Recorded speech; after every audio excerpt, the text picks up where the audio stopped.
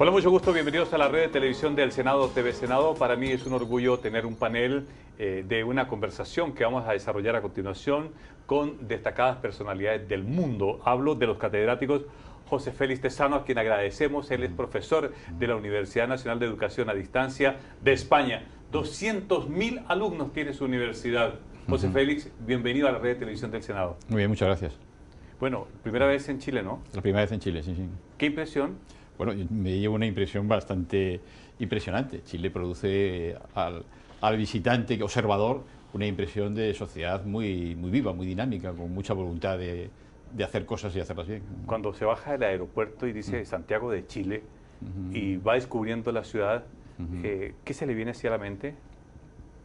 Bueno, prefiero bloquear algunos recuerdos históricos. En España, algunas etapas de la historia de Chile fueron muy vividas, también por la propia historia de España. Bien, también está con nosotros el académico Manuel Herrera, profesor de la Facultad de Sociología. Manuel, ya ha estado en nuestras pantallas. Qué gusto tenerte nuevamente, Manuel. Muchas gracias, Libardo. Es un placer siempre estar con vosotros, contigo y con el senador Carlos Cantero. Sin hacer ese paréntesis histórico que quiere hacer el profesor Tezzano, ¿cómo encuentra Chile respecto a tu última visita?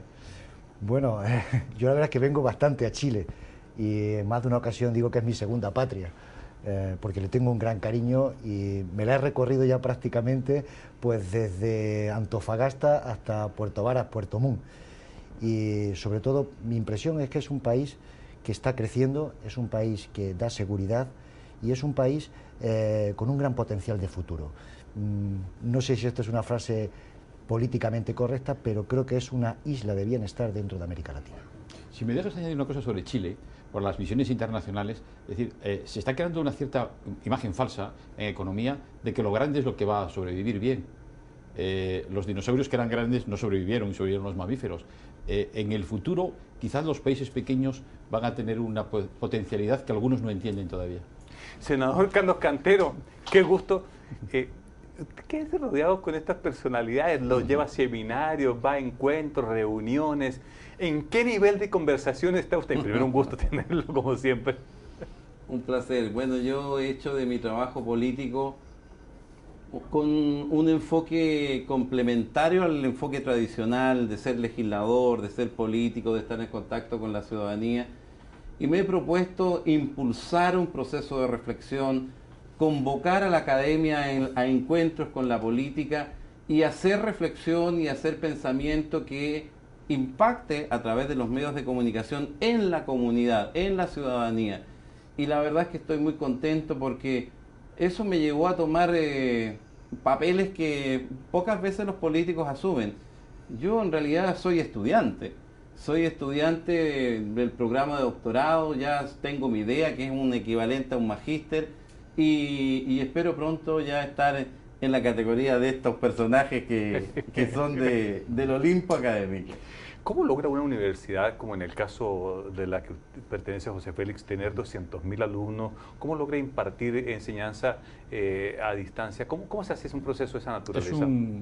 Es un proceso complejo, es decir, porque la UNED tiene su sede central, sus departamentos, y luego tiene lo que se llaman los centros asociados. Por cierto, varios en América Latina. Y entonces en estos centros asociados los alumnos reciben tutorías y luego también reciben todo el apoyo a través de Internet, hay cursos a través de Internet. Y entonces es un proceso muy exigente, hay unos exámenes muy puntuales en un momento determinado que son casi procesos de oposición.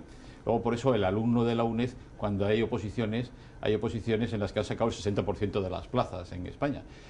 Ahora es un proceso complejo en el que interviene muchísima gente. Hablando de complejidades, el senador Cantero viene hace unos años atrás diciendo, bien, tengamos un tipo de conversación distinta. O tengamos la conversación de los temas que deben de ser relevantes para una sociedad. Estamos en un mundo en donde lo único que es cierto es la incertidumbre. Tenemos incertidumbre del campo económico, político, cambio climático, eso es incertidumbre, de tecnología, muchas cosas, mucha incertidumbre. ¿Por qué está pasando esas incertidumbres, José Félix? Es curioso eso de decir que la única certeza es la incertidumbre. Es lo único que tenemos, ¿cierto? Es una paradoja. Pero yo creo que la clave es la gran mutación social. Es decir, que se está produciendo un cambio de paradigma de sociedad. Es decir, la sociedad industrial está desapareciendo. Ahora tenemos una sociedad que no sabemos todavía cómo calificarla. Algunos hablan sociedad postindustrial, sociedad de información. Nosotros decimos la sociedad tecnológica avanzada. Entonces esta sociedad se está haciendo muy rápidamente y probablemente en contraste con lo que ocurrió en la revolución industrial, en la que había grandes pensadores, el pensamiento económico, el pensamiento sociológico, el pensamiento político, que de alguna manera, antes de que se produjera la revolución industrial, la anticiparon y la diseñaron caminos. Si uno ve el pensamiento de los grandes padres de la economía, de la sociología, había grandes líneas vertebradoras. En este momento no existen esas líneas vertebradoras. Entonces todo va muy rápido, todo va deprisa, pero no sabemos por dónde vamos. El sociólogo Anthony Giddens hizo una metáfora muy expresiva en su libro Un mundo desbocado. Es decir, es como si fuéramos todos montados en una carreta que va tirado por unos caballos desbocados, que sabemos que va muy rápida, pero nosotros estamos acurrucados en la parte de atrás dando tumbos y no sabemos dónde vamos, ni siquiera sabemos si hay alguien a las riendas. Y entonces esa sensación la tienen muchas personas. O sea, muchos ciudadanos hoy día tienen la impresión de que, ¿pero dónde vamos? ¿Hay alguien a las riendas que esté llevando esto en alguna edición? Y por eso hace falta la reflexión, el análisis, todo este tipo de cosas que decía el senador Carlos Cantero. Manuel, en esta lógica, el mundo es muy vertiginoso, son los hechos los vertiginosos, es el tiempo el vertiginoso. ¿Qué es lo que es vertiginoso dentro de esta incertidumbre? Bueno, yo creo que cuando analizo la sociedad, José Félix Tezanos pues la llama sociedad tecnológicamente avanzada y me parece un concepto muy bien acuñado que esconde detrás de sí una gran reflexión teórica y metodológica. Yo pienso que la sociedad que tenemos ante nuestros ojos, la sociedad del siglo XXI, ha abierto la caja de Pandora de las relaciones sociales. Y lo que estamos asistiendo es a un proceso de multiplicación de las relaciones que tienen los actores sociales y concretamente el individuo. Hemos pasado de estar adscritos a relaciones intensas, muy circunscritas en el espacio y en el tiempo, a que todas esas relaciones se hagan mucho más mutables, mucho más cambiantes, mucho más dinámicas. Incluso la propia dimensión del tiempo ha cambiado radicalmente. Vivíamos en las épocas anteriores en que era el tiempo eterno, un tiempo que duraba. Ahora vivimos en el tiempo acontecimiento. Lo vemos perfectamente, por ejemplo, en el campo de los medios de comunicación, donde la noticia se come a la noticia. Lo vemos también, pues, por ejemplo, en el campo de las propias relaciones interpersonales, donde ya no tienes aquella pareja que tenías para toda la vida, cambia la pareja, se muta también incluso en el propio trabajo profesional, desaparece pues aquel trabajo de carácter estable que te daba una cierta trayectoria. Dicho en otros términos, lo que estamos asistiendo realmente es, yo le llamo una especie de revolución temporal y una revolución de carácter espacial. Todo lo que son los fenómenos de las nuevas tecnologías están abriendo mundos y posibilidades relacionales que en otro tiempo no existían. Eso, desde mi punto de vista, va a implicar en las próximas décadas lo que yo le llamo una fragmentación entre lo humano y lo técnico. A saber. Sí, estamos asistiendo pues prácticamente a una sociedad, por una parte lo que es la dimensión propiamente humana, dotada de sentido y de significado, y por otro lado a una dimensión de carácter técnico estandarizado. Y el gran dilema que nos vamos a encontrar, por lo menos dentro del pensamiento filosófico, es cómo esa sociedad tecnológica le damos ese sentido humano, la reconducimos, donde el ser humano tenga las posibilidades de afrontar los desafíos éticos que se le van abriendo a partir de una oportunidad de elección mucho más amplia. Senador, ¿a usted que le gusta colocar el ser humano ante toda esta situación, ante esta adversidad de la incertidumbre, ante esta adversidad de los cambios o en ahora yo no sé qué es lo que sea, ¿cómo aprecia el ser humano hoy frente a tanto dilema o frente a tanto horizonte? Yo resumo estas dos posiciones en un concepto que los griegos definían como el etos. Cambia el etos, cambia el entorno en el que el ser humano está desarrollando su vida, caracterizado por una revolución tecnológica que, en una palabra, se llama convergencia. Convergen las tecnologías, convergen los servicios asociados, adosados a eso. Esa es la sociedad digital que genera un producto que no conocíamos, pero que habíamos escuchado de nuestros abuelos. La otra dimensión, la dimensión desconocida, decían nuestros abuelos. Bueno, la virtualidad que surge de esa revolución es en realidad la revolución del tiempo y la revolución del espacio. Y el individuo empieza a tener vida en otras dimensiones, en paralelo, interactivas, multidireccionales, multipersonales, en fin. Entonces, cambia el etos.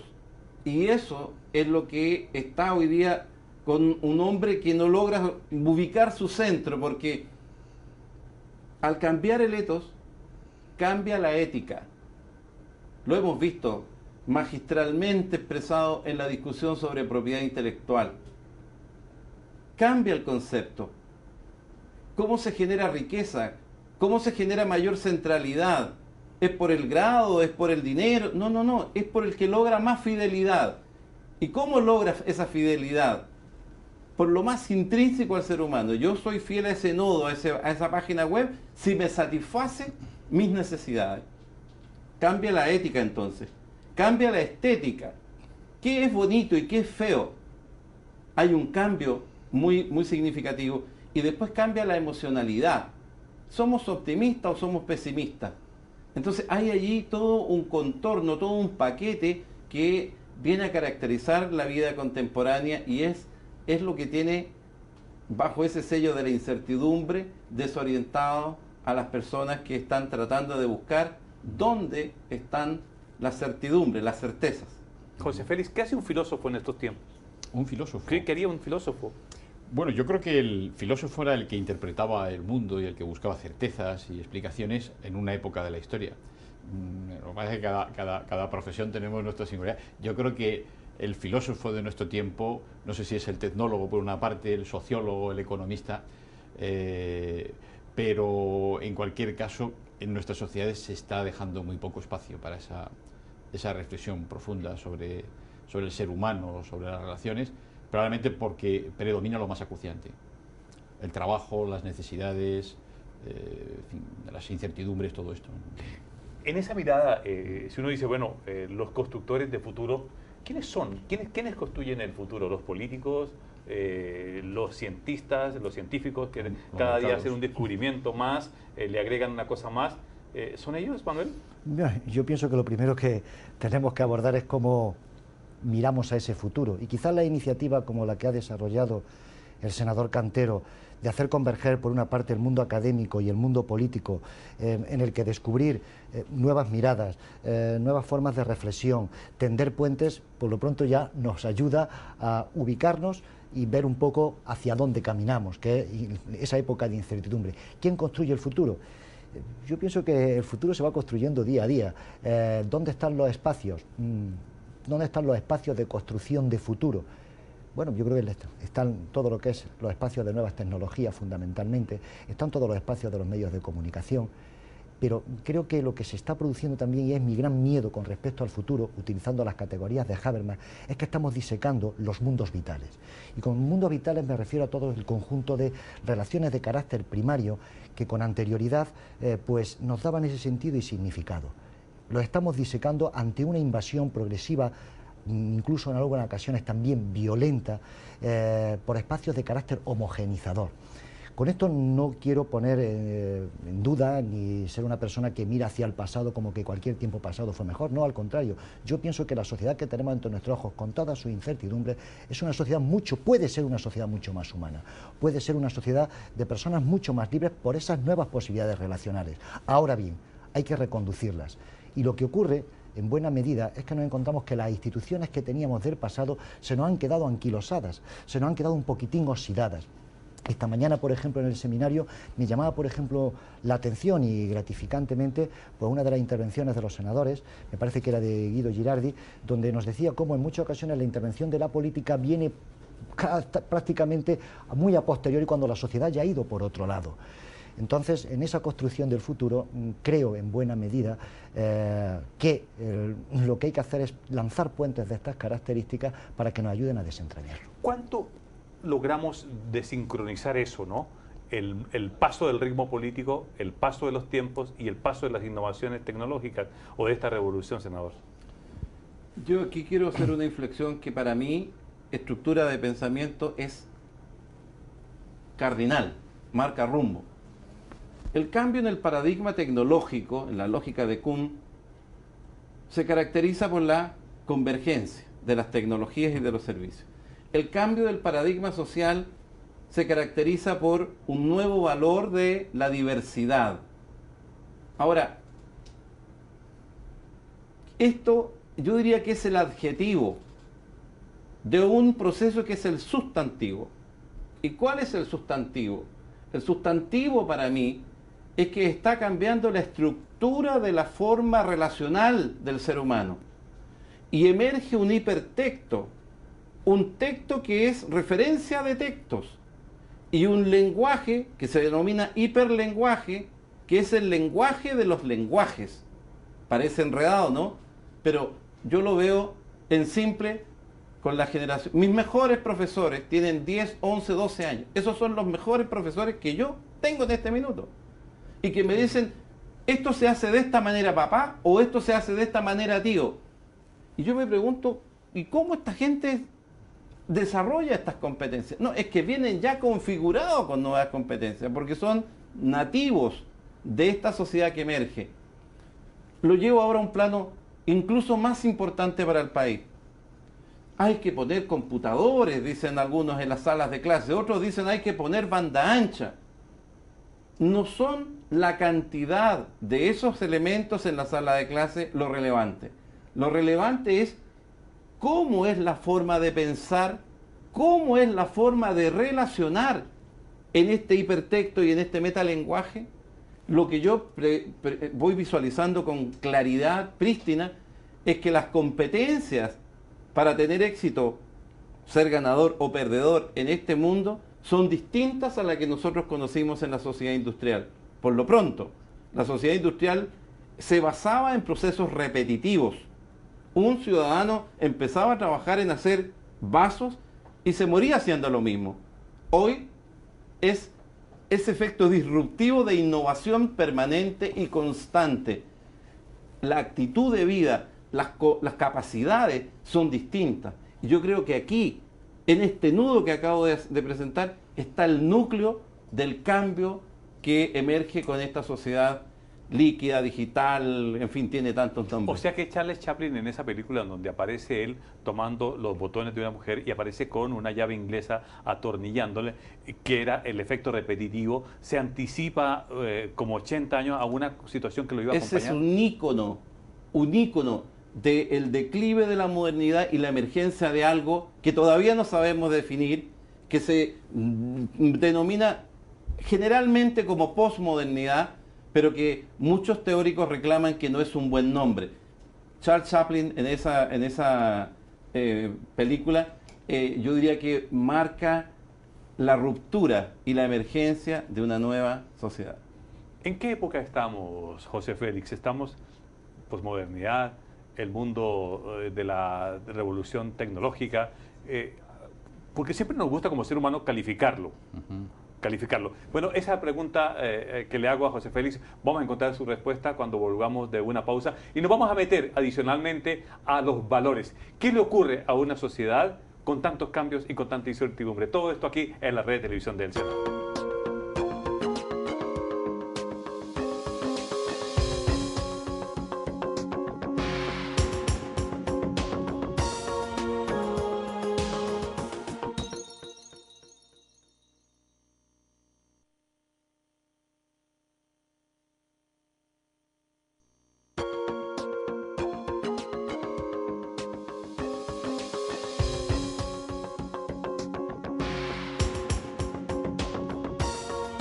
Bueno, la conversación no se ha detenido en la pausa, hemos seguido conversando. Estamos junto a los destacados catedráticos Manuel Herrera y José Félix Tezzano, haciendo estas reflexiones junto al senador Carlos Cantero, que siempre dice, pongámosle conversación al país. En mi pregunta, porque siempre nos gusta llamar, estamos en la época moderna, posmoderna, tecnológica, o no llamémosla de alguna... No, yo creo que esas herramientas conceptuales no nos sirven.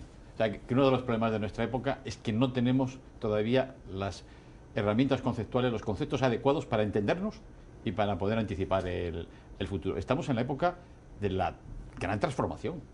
O sea, que está habiendo una transformación que está en marcha y que todavía seguimos utilizando conceptos de la sociedad industrial para interpretar a esta. Yo a veces pongo el ejemplo en las clases, decir, bueno, es igual que si cuando se produce la revolución industrial hubiéramos utilizado conceptos de las sociedades agrarias para referirnos y nos hubiéramos referido, por ejemplo, a parceros de las máquinas o granjeros de los servicios. Oiga, no, es que eran conceptos distintos los que se utilizaron. Hay un poco de pereza en este momento. Y incluso toda esta situación, el sistema educativo, lo que está pasando con el sistema educativo, el enorme desfase del sistema educativo. que no estamos dando cuenta de que se están formando a chavales con parámetros de hace años que van a vivir en sociedades que no se parecen nada a estas.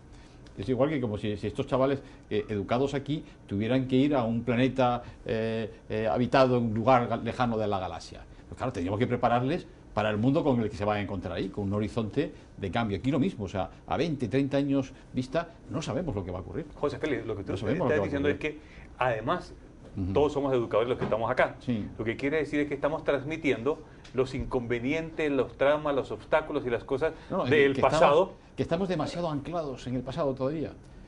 Lo que comentaba el senador Carlos Cantero ahora mismo. Claro, por primera vez en la historia de la humanidad tenemos el fenómeno de que los alumnos o los hijos pueden enseñar a los padres o a los maestros. Y además tenemos la constancia de que esto ocurre en clases de tecnología y demás, cuando hay un profesor que está enseñando una técnica con el ordenador y demás y tal, y se traba, no sé qué, y siempre hay un chaval que le dice, no, es que esto se equivoca, es así. Es una paradoja extraordinaria. Y entonces hay que entender que uno de los primeros procesos, las grandes revoluciones educativas, tiene que ser la revolución educativa. Que hay que hacer, ahí sí que habría que hacer digamos, un esfuerzo de previsión de futuro, de contar con la visión de los expertos y demás. Porque el riesgo que se puede producir es también el riesgo, antes se podía hablar a veces, hemos hablado de la desafección política, pero es que puede haber una desafección educativa. Es decir, el chaval que se aburre, porque le enseñan cosas en la escuela es que no tienen que ver con sus inquietudes y demás. Incluso en algunos países se está produciendo fenómenos de violencia en la escuela contra los maestros. Entonces, recuperar ese hilo, esos hilos conductores, esos anclajes, es fundamental para nuestras sociedades. Manuel, cuando uno habla de un sistema educativo, y nosotros que estamos en un proceso de reformar la educación, que sea inclusiva y no excluyente, en donde no se produzcan esas brechas de las cuales vamos a conversar, brechas que se tienden a profundizar y se busca resolver. Uno dice, bueno, ¿cuál es el modelo educativo entonces? ¿De qué nos deberíamos preocupar en el proceso formativo? ¿A ti qué ideas te vienen a la cabeza? Mira, la primera idea que me viene a la cabeza, Libardo, es una metáfora. Es decir, yo creo que el ser humano somos Robinsones arrojados en el espacio y en el tiempo. Y como Robinsones intentamos sobrevivir con las herramientas que se nos proporcionan. Robinson consiguió sobrevivir en una isla, pues gracias a lo que le procedía de la cultura británica en la cual estaba insertado. Dicho eso, en ese mundo de incertidumbres que también ha descrito pues, el profesor Tezano y sobre todo en las publicaciones de la Fundación Sistema, donde se abren pues, una serie de nuevos escenarios, ¿qué tienen que tener los actores para enfrentarse a esos nuevos escenarios? Bueno, yo creo que en primer lugar tienen que tener una gran versatilidad. Tienen que dominar muchísimas competencias, tienen que tener capacidad de adaptarse constantemente a los constantes cambios. Eso implica, pues, por ejemplo, en el mundo laboral, pues, el estar abierto a una formación constante y al continuo reciclaje. Significa también, por ejemplo, los jóvenes estudiantes el dominio de varios idiomas. Significa también el moverse por el mundo, como antes uno se movía de una provincia a otra. En ese sentido, creo que, en buena medida, y lo veo con aspecto positivo, en el mundo universitario se está recuperando algo que fue pues la base y la semilla de la universidad, su universalidad. Y quizás esa es la mentalidad que tienen que tener los nuevos jóvenes, la universalidad. Ahora, no nos podemos quedar reducidos simplemente al dominio de un conjunto de técnicas ni al dominio de una serie de habilidades. A todo eso hay que darle contenido. Es como si nos quedáramos solamente en el esqueleto y no le pusiéramos el músculo. ¿Qué es lo que ocurre aquí? Lo que ocurre fundamentalmente es que las instituciones que hasta ahora transmitían ese músculo, como podía ser la familia, como podía ser la escuela, como posteriormente era la universidad, incluso pues cuando el servicio militar era obligatorio y te daba sentido de país porque coincidías con otra serie de personas, nos han desaparecido. Pongo por ejemplo el caso concreto. En España un problema que está existiendo con mucha frecuencia en las aulas, donde no hemos visto en un periodo muy corto de tiempo a tener que convivir pues, con distintas culturas, distintas religiones, distintas etnias. ¿Estaba preparado el profesorado para afrontar ese reto? No. No estaba preparado, porque ha pasado de tener una clase de carácter homogéneo a tener una clase de carácter intercultural. Pero lo mismo podríamos hablar del sistema sanitario, donde nos encontramos con la atención que tienes que hacer a unos nuevos ciudadanos que contribuyen al Producto Interior Bruto con su trabajo y que necesitan, pues eso, que necesitan pues, la atención de esos servicios. Por lo tanto, las habilidades no estamos hablando simplemente de la gente joven, nos tenemos que estar reciclando constantemente, pero también a las personas de 35, de 45 y de 50 años. ¿Por qué motivo? Porque estamos en esa sociedad cambiante que exige constantemente procesos de adaptación, pero no simplemente para el dominio de habilidades y competencias, también hay que darle un contenido. El senador Carlos Cantero tiene bastante trabajo porque el gobierno ha presentado un proyecto de ley que reforma el modelo educativo. Y yo me imagino, senador, que de ahí hay una mirada para enriquecer esta propuesta y para saber si de una vez por todas vamos a entrarle a un cambio sustantivo en la educación. El senador Carlos Cantero, cuando le toque revisar y comentar, opinar sobre este proyecto de ley, ¿hacia dónde va a colocar el acento? Hay un pensador que dice, si seguimos haciendo lo que hemos hecho, seguiremos cosechando lo que hemos logrado hasta ahora. ¿Por qué saco esto a colación? Yo no tengo ninguna duda de que la búsqueda de la calidad, concepto bastante cuestionable, discutible, etéreo, y la búsqueda de una equidad no va a tener grandes dificultades y vamos a lograr consensos y amplios consensos. El problema para mí es otro. El problema para mí tiene que ver con cómo introducimos aquellas cosas que se requieren hoy, que no tenemos perspectiva histórica de que eran importantes y que no tenemos referentes que nos muestren que efectivamente son importantes. Por ejemplo, el promedio del estudiante chileno frente a una pantalla, sea de televisión o de computador, es de 4,5 horas. ¿Y cuándo le hemos enseñado a esas personas, por ejemplo, al manejo emocional? Un niño que a los 8 o 10 años está expuesto a 3 horas de violencia, de disparos y de masacres y que todo se resuelve por la violencia, ¿cómo le enseñamos a manejar su emoción? Pero como ya la síntesis es que hay un cambio en la educación y ahora es continua, continua significa en consecuencia que involucra a los que están empezando y a los que están como adultos mayores. La pregunta es, ¿y qué hacemos en ese ámbito? Primero, alfabetización digital, ¿cómo los incorporamos? Pero quizás lo más importante, yo pienso cuando digo esto en la política, ¿cómo siento yo la necesidad de que se haga una reeducación? El paradigma del dominador y los dominados, en mi opinión, hoy no tiene una adecuada manifestación. El esquema tradicional de la política, de la confrontación, de la negación, del tratar de obstaculizar, estoy hablando entonces de competencias blandas, como se le llama, nuevas formas. Yo dije etos, ética, estética, patos. ¿Cuál es la ética que necesitamos? Pero por sobre todo, ¿cuál es la emocionalidad? ¿Cuál es el patos que se requiere en la nueva sociedad? ¿Es una sociedad de la desconfianza, que es lo que nos ha caracterizado hasta ahora, o es una sociedad en la que debe primar la confianza?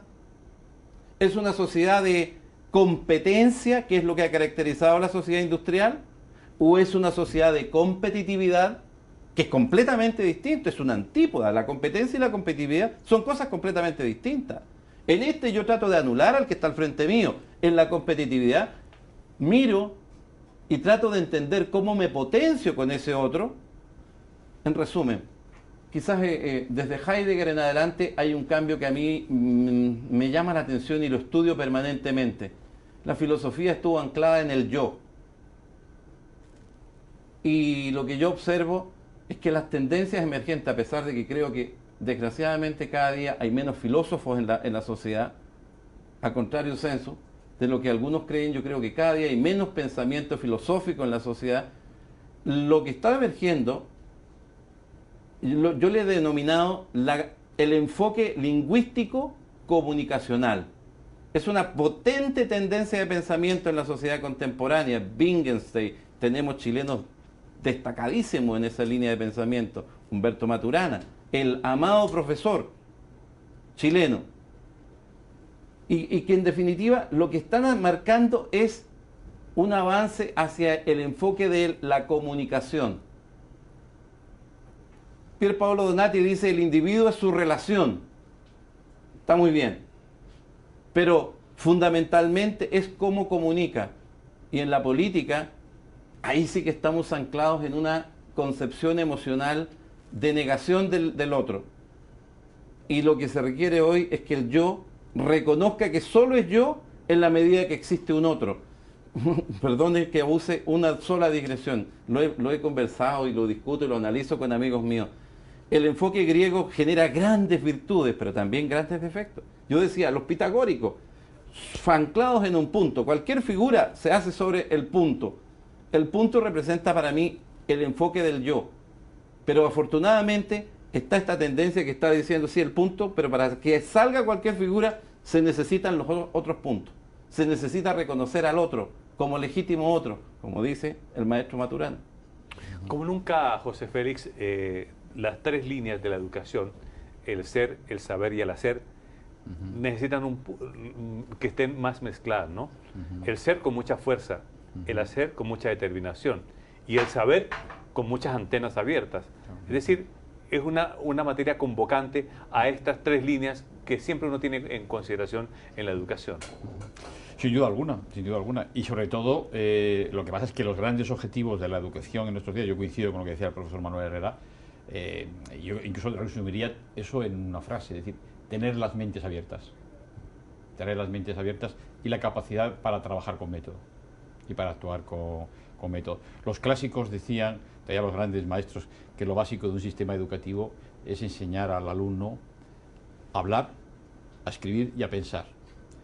En este momento también está la dimensión de actuar, cómo actuar de cara a ese futuro. Ahora, lo que yo no sé bien es el tipo de mentalidades que se están fraguando en esta etapa de transición, que es una etapa en la que nos está cogiendo por sorpresa y no sabemos qué va a ocurrir. Es una etapa que va a producir los resultados que necesitaría esa sociedad del futuro si queremos que sea una sociedad habitable, humana, mejor que la actual. A mí, por ejemplo, me preocupa mucho las adicciones. Es decir, que también estas nuevas tecnologías están creando adicciones y experiencias sociales distintas. Por ejemplo, nosotros hemos hecho una investigación sobre el efecto de Internet en las familias, y sobre todo estudiando cómo ven el fenómeno los padres y los adolescentes que tienen ordenador en su cuarto. ¿Y qué concluye? Pues la conclusión, en primer lugar, es que los padres no son conscientes del tiempo que usa el hijo, el ordenador. El que tiene, insisto que es distinto, es decir, la experiencia que los ingleses han llamado del cuarto cerrado, la cultura del cuarto. El adolescente que tiene su cuarto, familia de clase media, que tiene su ordenador y que interactúa con el mundo a través del ordenador, a través de Internet. Y entonces, por ejemplo, la primera conclusión que veíamos es que los padres, el tiempo que pensaban que sus hijos dedicaban, es exactamente la mitad que el que decían sus hijos. Que el que decían, que probablemente los hijos estaban más horas, muchas horas, demasiadas horas se dedican. Y entonces, claro, el adolescente de la sociedad desde hace muy poco tiempo, pues vivía en una pandilla, sus amigos eran una pandilla, tenía uno o dos amigos de confianza con los que confesaban todos, eran relaciones cara a cara, se veían. Ahora tiene muchísimos amigos, anónimos, en la red, pero no sabe si son hombres o mujeres, qué edad tiene. Todos operan con nombres o situaciones falsas. Entonces es una especie de recreación de la vieja metáfora de la muchedumbre solitaria. Está con una muchedumbre, pero está solo en el cuarto. Entonces ese es un fenómeno en el que nuestras sociedades tienen que permanecer abiertas. Nuestras sociedades tienen que tener metas, tienen que tener propósitos. Y por eso hay muchos jóvenes que incluso en épocas de incertidumbre están canalizando sus energías hacia la cooperación internacional, hacia el altruismo, hacia las ONGs, ¿no? Ahí vamos a tener puntos claros y puntos oscuros, pero yo creo que en la transición las sociedades van a pagar costes, incluso así podemos hacer personas egoístas, insolidarias, cerradas sobre sí mismo, ¿no? Hay pautas de la juventud que se están cronificando, que se están prolongando durante muchos años, personas que se enganchan a esos procedimientos y luego tienen dificultades para tener relaciones cálidas, relaciones personales, cara a cara, con interactuación, ¿no? Puede ser un mundo de ficciones, también. ¿En qué sentido? Pues hombre, en el sentido de que algunos adolescentes pueden recrear, como en esas películas, esas ficciones y tal, una especie de juego artificial y vivir en un mundo artificial, encerrado en su cuarto. Es una burbuja. Una burbuja. Estamos en Sí. una interesante conversación. Vamos aquí en la red de televisión del Senado a hacer una pausa y al regreso vamos a hablar de lo que pasa neurolingüísticamente en un chico hoy que puede ser capaz de sostener 7 u 8 conversaciones por chat, por teléfono, escuchar radio y muchas cosas, y eso abre un campo en la mente. Pero ¿cuál es el impacto que eso tiene? Y por supuesto al tema central de los valores que no se nos puede escapar en esta conversación. Una pausa y estamos de regreso.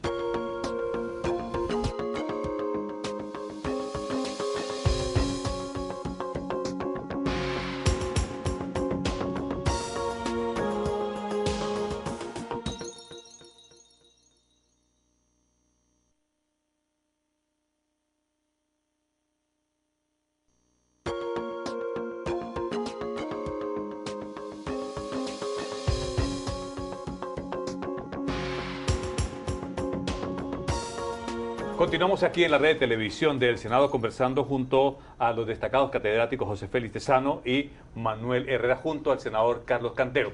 Dejábamos una pregunta en el anterior bloque y era ¿qué le ocurre a un pequeño, a un niño, a un chico, a un adolescente que es capaz de tener 7 líneas de chat en conversación, habla por celular, escucha la radio, es capaz de tener y acopiar mucho dato e irlos absorbiendo? ¿Qué hacemos con ese joven, Manuel? Bueno, vamos a ver, el tema de la fragmentación del yo es un tema que es un clásico de la sociología. Ahí están pues las obras de Evelyn Goffman, por ejemplo. Incluso más recientemente pues nos encontramos las aportaciones de Michel Massafé-Solí en su obra El tiempo de las tribus. Es decir, que no solamente es el joven, sino también podemos hablar de nosotros mismos, por lo que se está caracterizando fundamentalmente esta sociedad que no nos atrevemos a darle denominaciones, posmoderna, tecnológicamente avanzada, del conocimiento, postindustrial, poscapitalista, posliberal. Es sobre todo pues porque te encuentras insertado en muchísimos escenarios y cómo poder estar presente en cada uno de esos escenarios. Tú, Libardo, me pones el caso concreto. ¿Qué ocurre con un chaval que es capaz de mantener 7 conversaciones de chat al mismo tiempo que estar hablando con el teléfono móvil, mientras está jugando con la PlayStation, etcétera? A mí me pasó hace poco, yo mantengo muchos amigos jóvenes, porque en ese aspecto sigo al senador Carlos Cantero, de que mis maestros también son gente joven. Y me pasó con un chaval, muy buen amigo mío, donde su principal red de amigos no eran de los contactos cara a cara de que nos hablaba el profesor Tezano, sino la principal red de amigos que tenía eran los contactos que tenía a través del programa, me parece que se llama Tweety o algo por el estilo de la PlayStation, el 20. Se le cayó el estado de ansiedad que se le generó al chaval al no poder recuperar toda la red de amigos, a partir de los cuales él había desarrollado una personalidad en un ambiente, en otro, bueno, no digamos que rozó la depresión.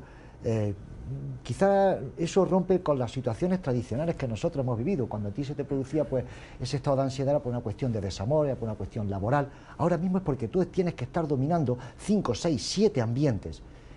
Y lo apuntaba muy bien el profesor Tezano, es decir, puedes construir personalidades diferentes. Puedes construir personalidades diferentes porque te puedes presentar ahí como hombre o como mujer, con 15, con 16 años de profesión ingeniero o incluso ser simplemente un infante que está cursando la primaria. La pregunta que te planteas al fin y al cabo es ¿quién eres? Claro, pero estamos teniendo jóvenes con esas características. Y la pregunta que tendríamos que abordar, ¿qué tipo de juventud se está construyendo a partir de ese conjunto de instrumentos que le han abierto la caja de Pandora de las relaciones, como decía en una anterior pregunta? Yo hasta ahora lo que he detectado, pues sobre todo pues por experiencias cotidianas, es fundamentalmente que cuando se cae esa red se generan estados de ansiedad. Primera conclusión. Segunda conclusión. Nos encontramos ante un señor que tiene que estar jugando en 7, 10, 15 escenarios, va cambiando de máscaras. Era como cuando antes tú tenías que compaginar 2 o 3 roles, y bien, pero ¿qué ocurre cuando esas máscaras colisionan entre sí? Te encuentras con Dr. Jekyll y Mr. Hyde, que es lo que pasa en más de una ocasión, pero simplemente que multiplicado. Y sobre todo, insisto también en un aspecto que abordaba con anterioridad, en esos 7 u 8 ambientes, la pregunta es, ¿qué instituciones, agencias, familia, escuela, grupo de pares está presente? Y no son grupos de pares de contacto visual, de relación cara a cara, no, son simplemente personajes de carácter virtual. Creo que en esta ocasión, más que alguna que otra película de carácter futurista, se nos va a quedar corta con lo que podemos contemplar en los próximos años. Uno se puede imaginar que un productor de Hollywood es capaz de imaginarse gente en un mundo virtual, y por cierto que ellos han sido muy adelantados en imaginarse muchas cosas hacia adelante. En esta dimensión, senador, uno dice, en el calor humano del abrazo y del saludo por mano y de la corporalidad, existe una fuerza que se va construyendo en el tiempo, pero ahora eso cambia porque existe el mundo virtual. El profesor Tesano mencionaba este encapsulamiento y termina conociendo 10.000 personas supuestamente en un mundo virtual que no tienen rostro muchas veces, o que hacen del zorro enmascarado, que finalmente es una leve máscara la que se colocan. Desde el punto de vista de la construcción de la personalidad y de la fortaleza humana, ¿qué ocurre con ese encapsulamiento que nos da el mundo virtual? Yo lo que visualizo es que en el paradigma social, ya decía, cambia el sentido, el valor de la diversidad. Si cambia el valor de la diversidad, se requiere un nuevo patrón de pluralismo. Si surge un nuevo patrón de pluralismo, se requieren prácticas de tolerancia distintas. Porque, vuelvo atrás, cambia el etos y cambia la ética. Pero, más allá de esta relación de virtualidad, que como consecuencia los valores van sufriendo mutaciones que yo denomino el sincretismo valórico, es la convergencia de Oriente y Occidente, pero aún así, mi experiencia me denota ciertas cuestiones que son intrínsecas al ser humano. Mañana, a las 20 horas de Chile, nos encontramos para cualquier cosa. Y el que no llega a esa hora pasa a tener descrédito en la comunidad. En consecuencia, desde el punto de vista de la relacional, el cumplimiento de los compromisos es una cuestión fundamental. El respeto a la diversidad es una cuestión fundamental. Generar relaciones de confianza es fundamental. Ser fraternal en el trato. Hoy día se ha denominado la cultura troll. ¿Qué es la cultura troll para las amigas y amigos televidentes que quizás nunca se han aproximado a eso? Es el individuo que donde llega genera conflictos, descalifica. Los troles son rápidamente identificados y puestos al margen de esa comunidad. O sea, esto que también se planteaba en algún momento de que mira, en este mundo digital, en este mundo de las redes sociales digitales, la tolerancia llega al punto en que nadie puede ser excluido. Eso es falso. La gente se excluye automáticamente porque los padres lo dejan al margen. Entonces, en realidad, el mundo virtual no es muy distinto a la realidad cartesiana en la que nosotros nos hemos relacionado. Y vuelvo entonces a tomar ese enfoque a propósito del enfoque cartesiano. Este mundo virtual al que estamos haciendo referencia lo que hace es vincular la linealidad cartesiana con el paso posterior que fue el método sistémico, entender las partes y vincularlo a este enfoque relacional. No es la parte, sino cómo esas partes se interactúan, se interrelacionan y cuánto grado de fidelidad, porque la fidelidad en esto es muy importante. Las páginas, ¿por qué tienen tantas visitas? Y en consecuencia, más valor. Porque satisfacen dando compromiso, dando puntualidad y satisfaciendo la necesidad de esa expectativa que está en ese nodo, en ese individuo, en esa comunidad que está latente. De tal manera que, cerrando un poco esta reflexión, yo no veo que sea muy distinto el punto de vista ético y el punto de vista valórico en este enfoque, sino que más bien cobra más fuerza el argumento de que la diversidad genera efectos de pluralismo y tolerancia distintos. Tengo una impresión, profesor Tesano, y es que en los valores, a la democracia le hemos sacado los principios y los valores en los cuales está inspirada globalmente. Y solamente nos preocupamos de que sea un ejercicio aritmético. Quiero decir con ello que más importa es quién saca el 50,1 que lo que representa ese 50,1. Recientemente hubo por acá, en nuestro país, la realización de la cumbre sobre la Carta Democrática, y yo hice una pregunta al panel. Y más que amigos de la Carta Democrática, dije, ¿y cuáles son los amigos que hacen de vigilancia de los valores y principios de la democracia? Que es lo que más se amenaza de distintas maneras. ¿Cómo aprecia los valores y principios de la democracia en estos tiempos? Sí, bueno, hay una crisis de esos principios y valores, efectivamente, pero no solamente en el plano político, sino también en el plano económico. Entonces, la democracia, tal como la conocemos nosotros en este momento, fue un sistema que se fundamentó en un pensamiento que era un pensamiento de valores. El valor de la participación, el valor de la persona y el pensamiento económico lo mismo. Cuando algunos se reclaman liberales hoy en día, yo me sorprendo. Es que leemos a los liberales, Adam Smith, a Ferguson, eran morales, eran sobre todo, tenían un pensamiento económico, lo entendían como moral. Entonces había que hacer crecer la economía, era su planteamiento, porque se necesitaba riqueza para que la gente viviera razonablemente bien. Había que crear y distribuir. Y si uno lee sus análisis, tiene un análisis social. Entonces ahora efectivamente se hacen análisis a veces puramente matemáticos, 4 más 2, menos sé qué, y se hacen planteamientos que están fracasando. Yo creo que están fracasando desde el punto de vista económico, porque la economía tiene una fase crítica en este momento muy complicada, de la que no va a ser fácil salir. Pero sobre todo están fracasando porque no están generando adscripción ciudadana. El joven no se lo cree. Muchas personas no se creen, no ven esos valores. Entonces es un mundo muy desnudo de tensiones. Y si nosotros estamos diciendo que lo fundamental es el éxito, y hay muchas personas que quedan fuera de las oportunidades de éxito, no hace falta ser muy listo para darse cuenta que esas dos cosas no casan, y eso va a romper por algún sitio.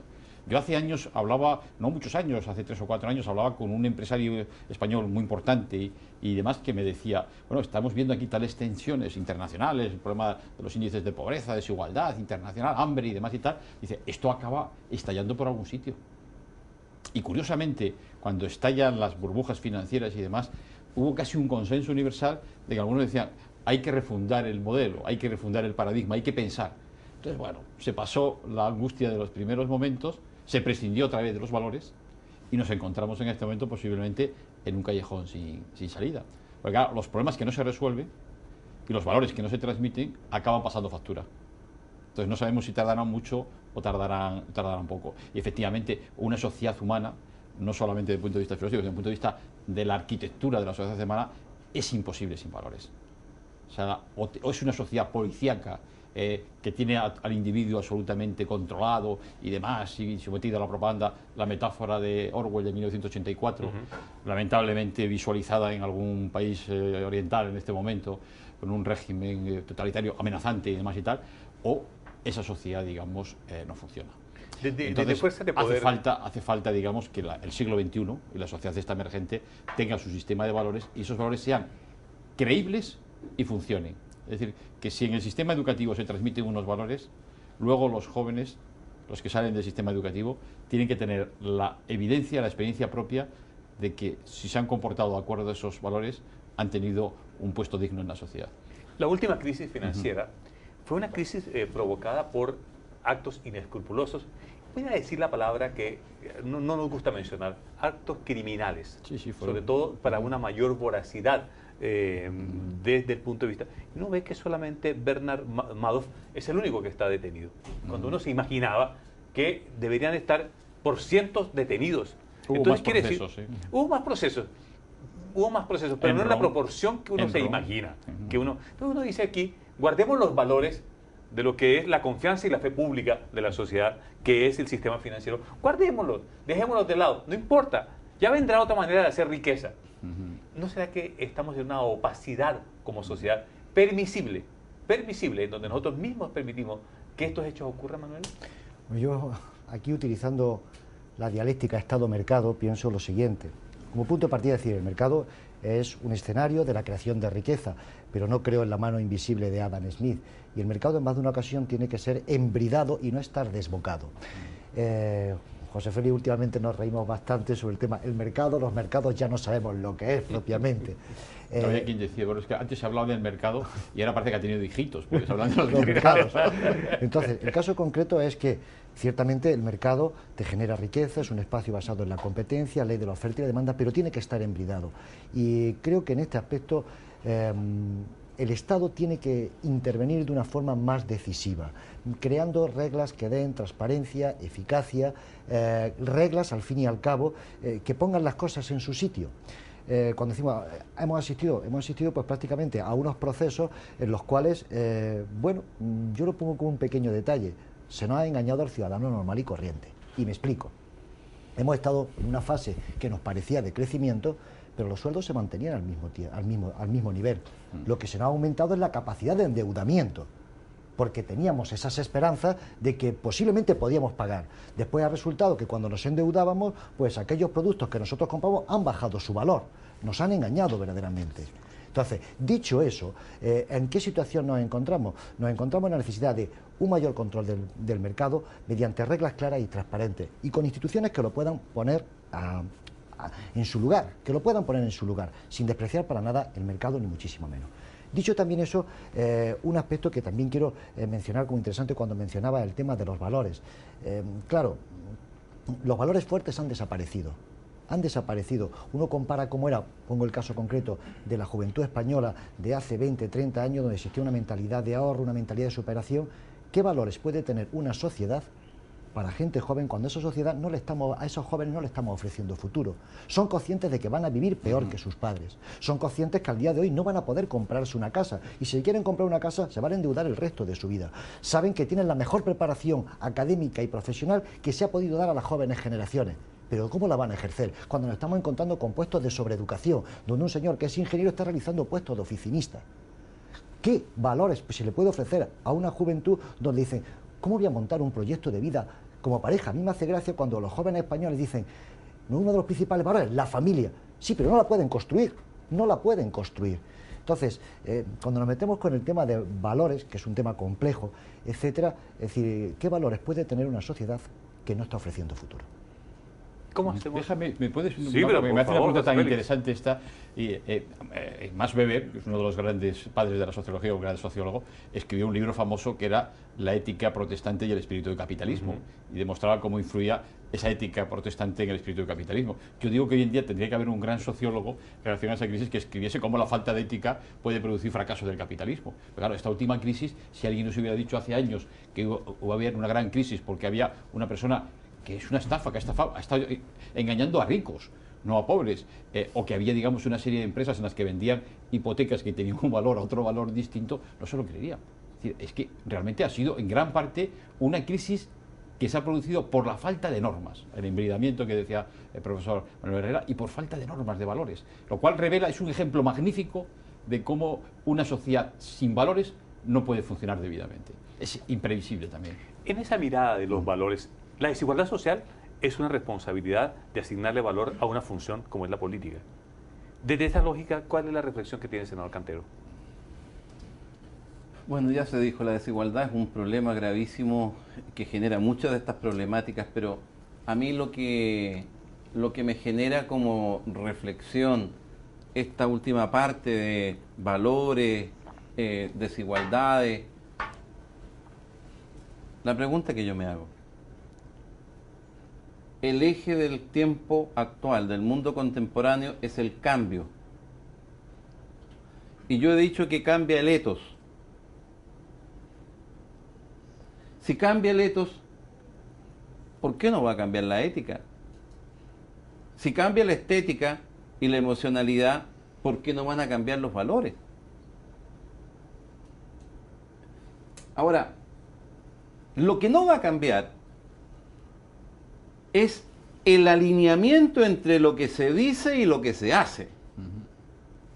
Eso la gente, hasta la más inculta de las personas, se da cuenta cuando hay hipocresía entre lo que se dice y lo que se hace. En tema medioambiental, podremos tener movimientos valóricos, pero la gente se da cuenta. Calentamiento global, gran preocupación, los países, por favor, preocúpense. Mientras tanto, todas sus chimeneas contaminan hasta la saciedad. ¿Quién va a creer un disparate como ese? Lo que yo hago cada vez que voy a Washington o a Estados Unidos en general. Si yo tuviera que mencionar Estados Unidos, se caracteriza por dos cosas. Tú entras a un salón, a una reunión como esta, y siempre pasan las dos cosas.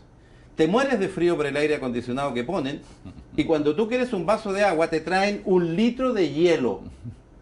Y después te hablan de el problema energético, hay que tener control del problema, pero por Dios, si están derrochando energía todo el día. Entonces uno dice, aquí algo no anda, aquí esta cuestión. O por ejemplo, cuando se hace la gran gárgara de los derechos humanos por ciertos países, y después van y bombardean lo que se les pone por delante. Y a veces con cuestiones que nunca han podido ser comprobadas. Entonces, todo esto, ¿a mí a qué me lleva? Sí, los valores pueden cambiar, por cierto. ¿Por qué no van a cambiar? Si está cambiando todo, también pueden cambiar los valores. Hay algunos que son anclajes que son difíciles de cambiar. Uno de ellos es la coherencia, otro de ellos es que la persona, aun cuando la coherencia resuelve en realidad mi problema, porque cuando yo digo cumplimiento de los compromisos, confianza, en realidad estoy hablando de lo mismo. Es el mismo concepto de ser coherente entre lo que se dice y lo que se hace. Porque hay gente que al final del día dice, ¿sabe qué? Yo soy asistémico y yo voy a hacer, pero en la medida que sea coherente, uno sabe cómo entenderse y sabe cómo ir aislando esos elementos. En consecuencia, digamos lo siguiente, esta es una sociedad en cambio en la que no veo por qué debiera haber una excepción en materia de valores. Más aún cuando el enfoque característico del paradigma social, repito por tercera vez, es la diversidad. Y si hay algo que caracteriza por algo, en los datos que mencionaba el profesor Tesano, la iglesia en general, la religión en general, ha bajado a niveles muy bajos en materia de identidad. ¿Y por qué baja? Así como baja en la política, ¿por qué baja en materia de religión? Porque se está produciendo un cambio y en definitiva hay un sincretismo. ¿Y qué es el sincretismo? Yo encarno ese sincretismo.